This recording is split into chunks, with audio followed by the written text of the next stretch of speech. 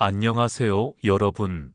저는 보건 전문가 박 박사라고 합니다. 이제 9월이 눈앞으로 다가왔는데 아직도 날씨는 무더운 여름이고 올해도 어김없이 우리를 괴롭히는 불청객이 찾아왔죠. 바로 모기입니다. 그런데 올해 여름은 예년과 좀 다릅니다. 지난달 질병관리청에서 전국에 말라리아 경보를 발령했거든요. 이건 정말 심각한 상황입니다. 많은 분들이 에이, 모기 하나 물리는 게 뭐가 대수냐 하고 생각하실 텐데요. 특히 우리 60대, 70대, 80대 시니어 분들에게는 단순히 가려운 것으로 끝나지 않을 수 있습니다. 젊을 때는 모기에 물려도 극적거리다가 하루 이틀 지나면 괜찮아졌는데 이제는 그렇지 않습니다. 나이가 들면서 우리 몸도 같이 변했거든요. 실제로 작년에만 전국에서 모기매개 감염병 환자가 수백 명씩 발생했습니다. 그 중에서도 65세 이상 어르신들의 비율이 상당히 높았어요. 오늘은 왜 노년층에게 모기 물림이 더 위험한지, 그리고 어떻게 예방하고 대처해야 하는지 여러분이 꼭 알아야 할 정보들을 자세히 말씀드리겠습니다. 이 영상을 끝까지 다 보시면 정말 큰 도움이 될 겁니다. 또 주위 다른 분들께도 많은 공유 부탁드리겠습니다. 요즘 제가 운영하는 클리닉에 오시는 어르신들의 이야기를 들어보면 정말 안타깝습니다. 지난주에 오신 75세 할머니께서는 이렇게 말씀하시더라고요. 선생님, 옛날에는 모기에 물려도 하루면 싹 가라앉던 게 요즘은 며칠씩 붓고 열도 나고 진물까지 나더라고요. 이거 혹시 큰 병은 아닐까요? 또 다른 할아버지는 뉴스 보니까 우리 동네에도 말라리아 경보가 떴다던데 매일 저녁마다 산책하는 게 과연 괜찮을까요? 걱정되고 무서워서 집에만 있게 되네요. 라고 걱정을 토로하셨습니다. 이런 걱정들이 전혀 근거 없는 게 아닙니다. 맞습니다. 나이가 들게 되면 우리 몸의 면역력은 자연스럽게 약해집니다. 20대, 30대 때는 별거 아니던 모기 물림이 이제는 큰 염증으로 번지기도 하고 심한 경우 세균성 2차 감염까지 일으킬 수 있습니다. 더 무서운 건 말라리아나 일본 뇌염 같은 모기가 옮기는 치명적인 감염병에 걸릴 위험도 젊은이보다 훨씬 더 높아진다는 점입니다.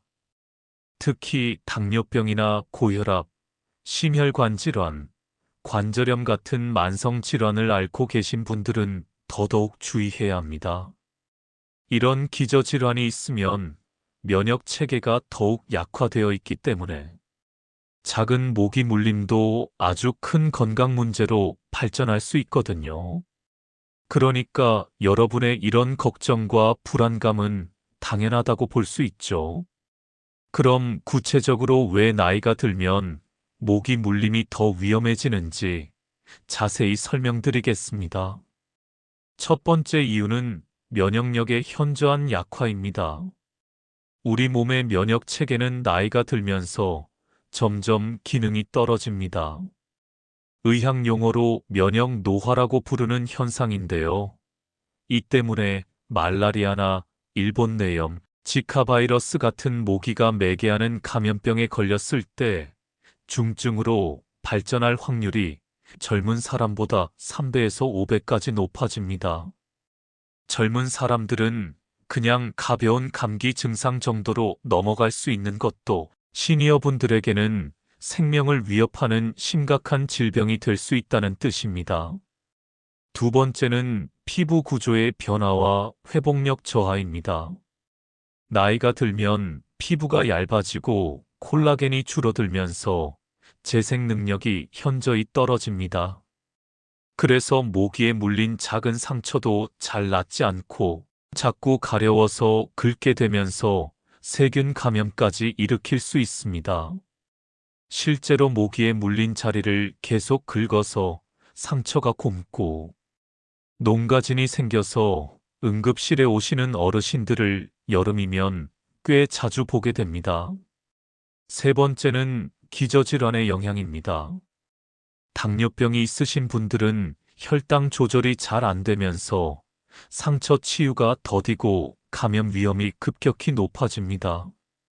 고혈압이나 심혈관 질환이 있으신 분들도 감염으로 인한 염증 반응이 기존 질병을 악화시킬 수 있고요.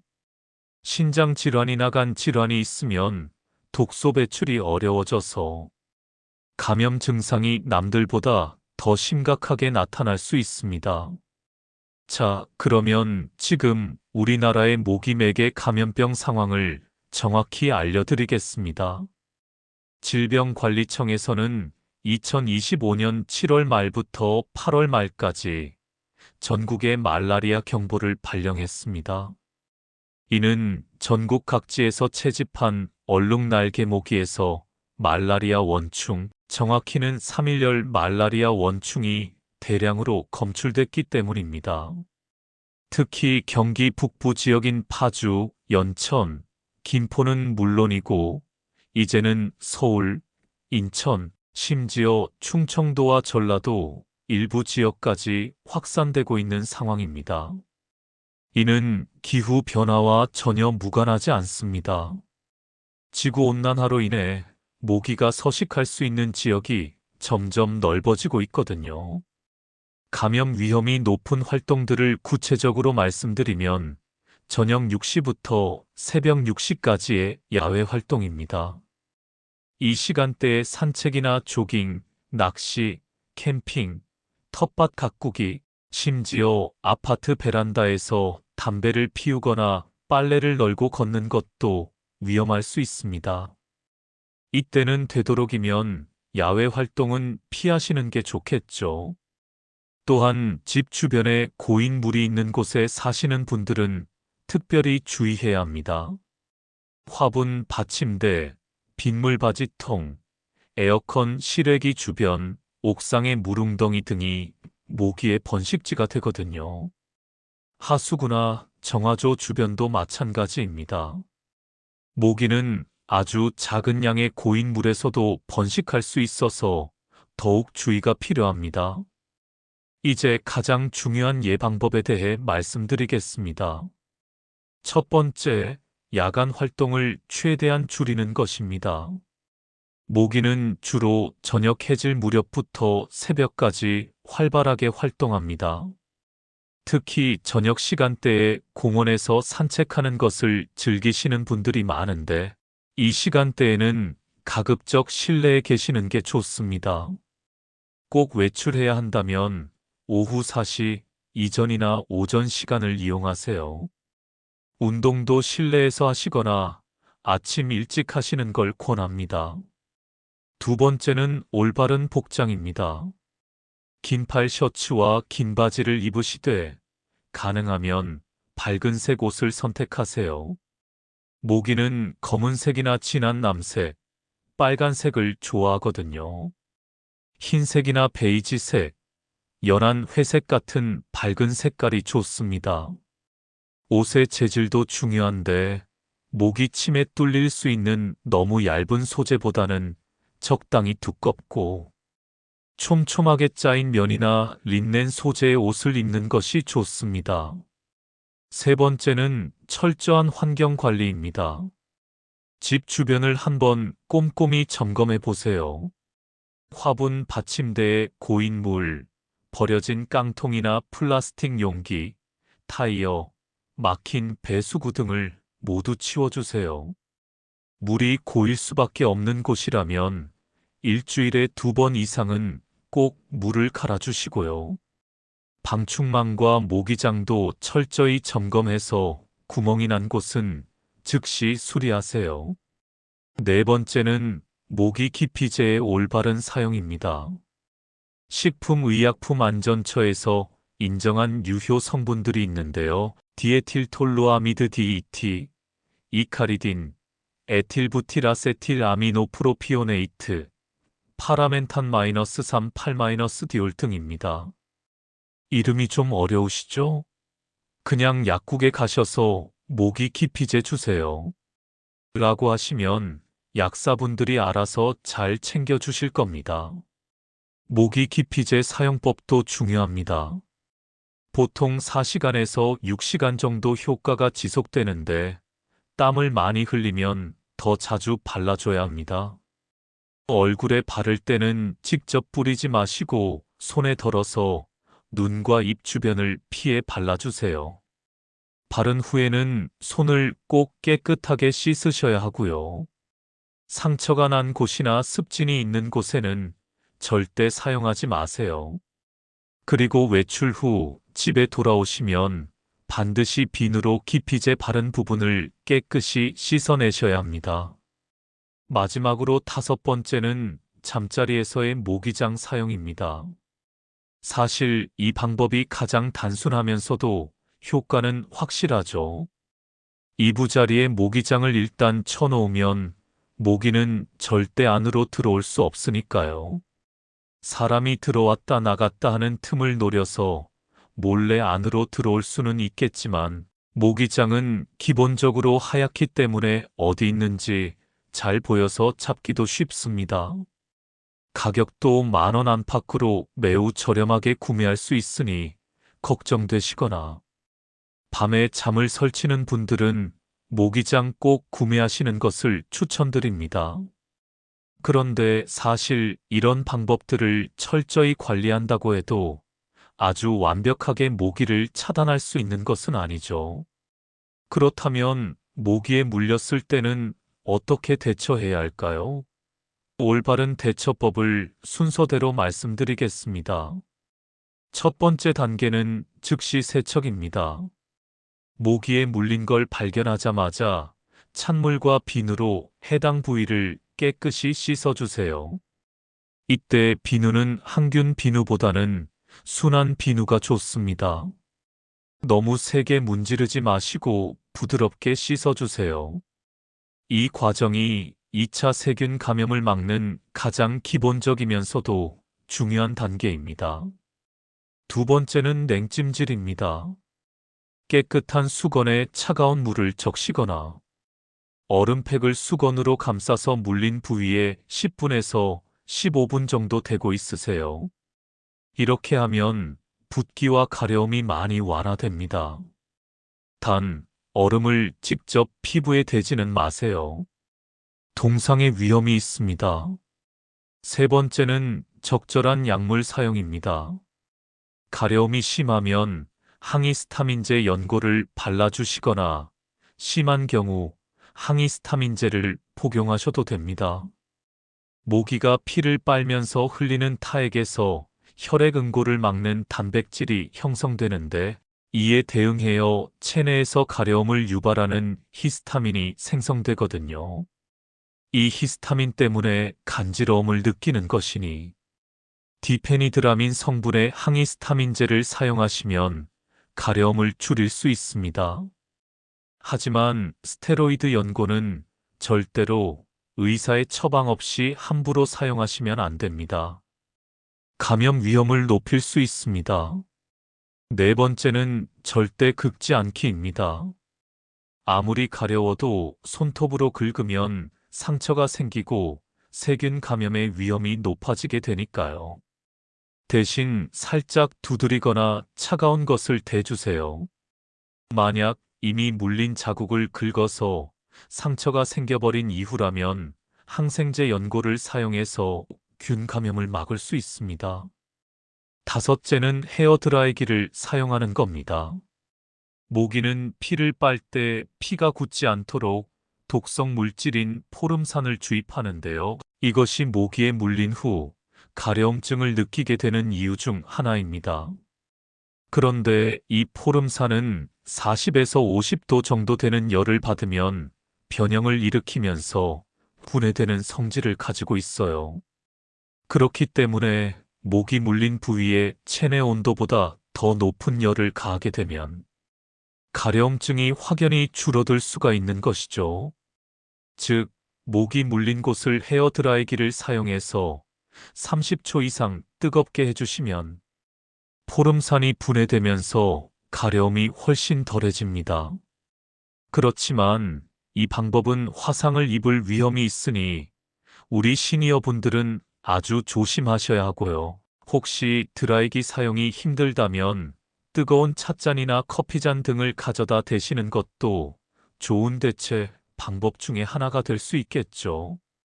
무엇보다도 가장 중요한 건 위험 신호를 놓치지 않는 것입니다. 모기에 물린 후 발열, 오한, 심한 두통, 관절통, 구토, 설사 등의 증상이 나타나면 그 즉시 병원에 가셔야 합니다. 특히 모기에 물린 지 일주일에서 2주일 사이에 이런 증상이 나타났다면 높은 확률로 말라리아를 의심해 볼 수 있습니다.